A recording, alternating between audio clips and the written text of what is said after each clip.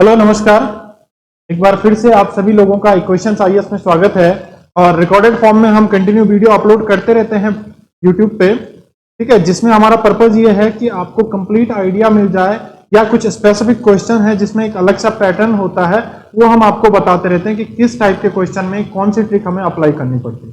ठीक है, एक वीडियो में इससे पहले ये वाली बना चुका हूं जिसमें हमारे पास जो परसेंटेज फ्रैक्शन है, जो रेट ऑफ इंटरेस्ट है, कंपाउंड इंटरेस्ट की मैं बात कर रहा हूं। ठीक है, जो रेट ऑफ इंटरेस्ट है वो इस तरीके से है 16 2/3%, जिसका फ्रैक्शन 1/6 आ रखा, या 10% दे रखा है जिसका 1/10 है। इस तरीके के क्वेश्चन कैसे डील करते हैं ये इससे पहले वाली वीडियोस में आपको बता चुका हूं। ठीक है, बाकी कंप्लीट सिलेबस तो हम यूट्यूब पे अपलोड कर ही चुके हैं।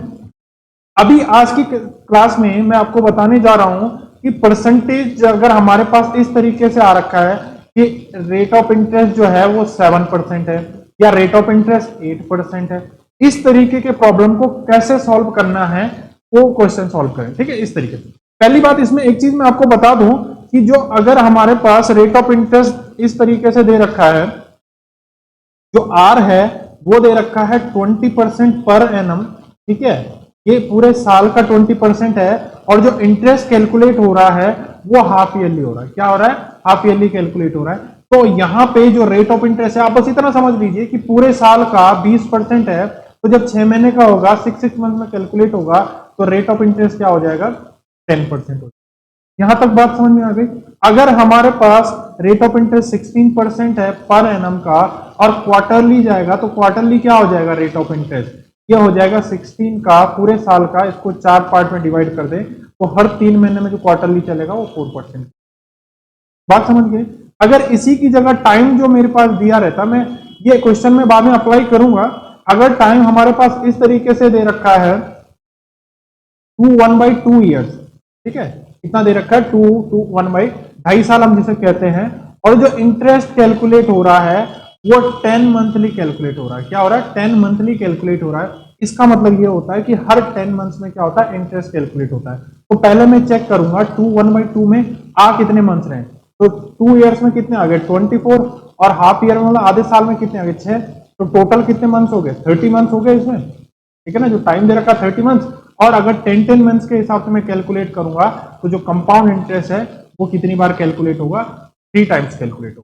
अगर मैं इसी में ये देखता हूं 1/2 और हाफ ईयरली कैलकुलेट करेंगे तो 6 मंथ्स कितना? 2 साल में 4 बार कैलकुलेट होगा, और आधे साल का एक अलग से होगा, तो 5 टाइम कैलकुलेट। बात समझ गया? रेट ऑफ इंटरेस्ट को कैसे हमें हाफ ईयरली या क्वार्टरली कन्वर्ट करना है, टाइम को कैसे कन्वर्ट करना, ये हो जाएगा। ठीक है, अब चलते हैं हम क्वेश्चन की तरफ जो हम आप समझाना चाह रहे हैं। क्वेश्चन है what is the difference between the compound interest on RS. तो देखो यहां पे पॉइंट है थोड़ा, ये है RS 12,500 for first year at 8% per annum compounded yearly and half year. बात समझे भाई आप? तो डिफरेंस जो क्या आएगा अगर मैं 8% को ईयरली कैलकुलेट करूं और हाफ ईयरली कैलकुलेट करूं? पहली बात तो अगर ईयरली करूंगा तो जो कंपाउंड इंटरेस्ट है वो क्या आएगा? पूरा का पूरा 8% आएगा। ठीक है, और अगर हाफ ईयरली कैलकुलेट करता हूं तो फर्स्ट 6 मंथ्स के लिए क्या आएगा? 8 का हाफ, और नेक्स्ट 6 मंथ्स के लिए क्या आएगा? मतलब 4% लगेगा कि नहीं लगेगा? यहां तक बात समझ में आ गई आपको? अब ये है कि फर्स्ट 6 मंथ्स का 4% प्रिंसिपल पे, नेक्स्ट 6 मंथ्स का 4% प्रिंसिपल पे, कंपाउंड इंटरेस्ट है जो फर्स्ट 6 मंथ्स में इंटरेस्ट मिला, इस पे भी इंटरेस्ट मिलेगा कि नहीं मिलेगा? तो हम इसको डायरेक्ट करते हैं सक्सेसिव निकाल के, तो जो इक्विवेलेंट परसेंटेज आएगा वो 4 + 4 × 4/100, और ये आ जाएगा 448 और 1.6। तो जो कंपाउंड इंटरेस्ट आएगा, रेट ऑफ इंटरेस्ट आएगा हाफ ईयरली के हिसाब से, वो आएगा 8 पॉइंट। ठीक है जी। अगर ईयरली कैलकुलेट होगा तो हमें रेट ऑफ इंटरेस्ट 8% मिल रहा है, और अगर हाफ ईयरली कैलकुलेट हो रहा है तो 8.16 मिल रहा है। तो कितना ज्यादा मिल रहा है? डिफरेंस कितने का आएगा? 0.16% का आएगा कि नहीं आएगा? तो हमें डिफरेंस ही तो निकालना है, तो अलग से 8% निकाले फिर 8.16% निकाले तब डिफरेंस करें, तो उससे बेहतर है आप डायरेक्ट क्या कर दो? 0.16 का निकाल दीजिए। तो कितना आ जाएगा? 12,500 का 0.16% निकाल दीजिए, अपॉन में 100, 2 जीरो से तो ये कट गया जी। ठीक है, 16 पंजे हो गया 80, और ये हो गया 16 दूनी 32, और 8 कैरी 40, और 16 और 4 20। ठीक है भाई। तो यहाँ पे क्या 2 पॉइंट के बाद था, तो कितना आ जाएगा डिफरेंस? 20 यार। किसी को कोई डाउट? ठीक है, बहुत सिंपल सा हो जाएगा। आपको क्या है, रेट ऑफ इंटरेस्ट है उससे डिफरेंस क्रिएट करना है। ठीक है, अगर आप एनुअली कैलकुलेट कर रहे हैं तो 8% मिल रहा है, और हाफ ईयरली कैलकुलेट कर रहे हैं तो 8.16 मिल रहा है। इसका मतलब 0.16 का क्या आ रहा है, 0.16 का क्या आ रहा है, डिफरेंस आ रहा है। तो वही निकाल के आपने 20 कर दिया, कहानी खत्म। यहाँ पे आपको अलग अलग करना नहीं पड़ेगा।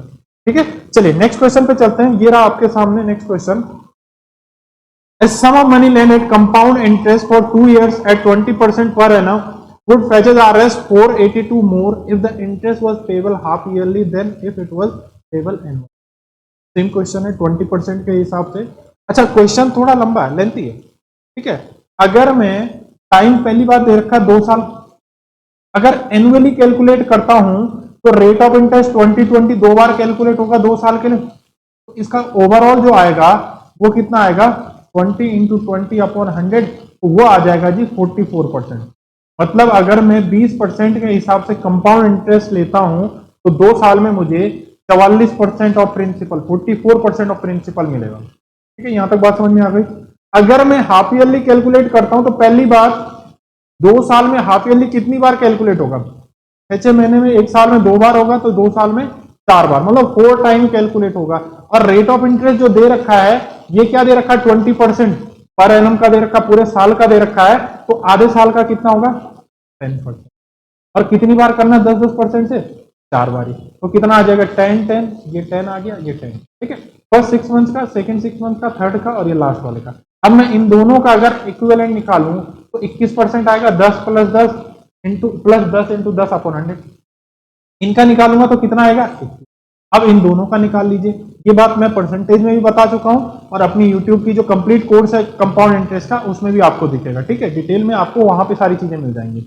अब इनका निकालूंगा तो 21 कितना हो गया, 42 हो गया, और 21 का स्क्वायर कितना होता है, 421, तो 4.41, और ये आ जाएगा आपका 46.41।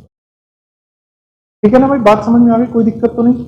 यहां आपको ये बात समझ में आ गई, अगर हाफ ईयरली कैलकुलेट करते हैं तो 46.41% मिलता है, और अगर एनुअली कैलकुलेट करते हैं तो 44। तो कितने का डिफरेंस आ रहा है, 2.41% का डिफरेंस आ रहा है कि नहीं आ रहा है, 41% का डिफरेंस आ रहा है। और ये एक्चुअल में है कितने के बराबर, 482 के बराबर। तो 1% की वैल्यू कितनी लग रही है आपको, पूरा 2 लग रही कि नहीं लग रही, ठीक है, सॉरी 2 नहीं 20, 200। तो 100% प्रिंसिपल कितने का होगा, 100% कितने का आ जाएगा, 2 जीरो और बढ़ा दो तो कितना आ गया, ये 20,000। ठीक है भाई, कोई किसी को डाउट, कोई कंफ्यूजन? चलिए जी, आज की क्लास यहीं पे खत्म करते हैं। डिटेल क्लास के लिए आपको करना क्या है, आपको हमारे यूट्यूब चैनल पे जाना है, और वहां पे कंपाउंड इंटरेस्ट, सिंपल इंटरेस्ट और प्रिंसिपल की सारी क्लासें आपको मिल जाएंगी। ठीक है, चलिए धन्यवाद।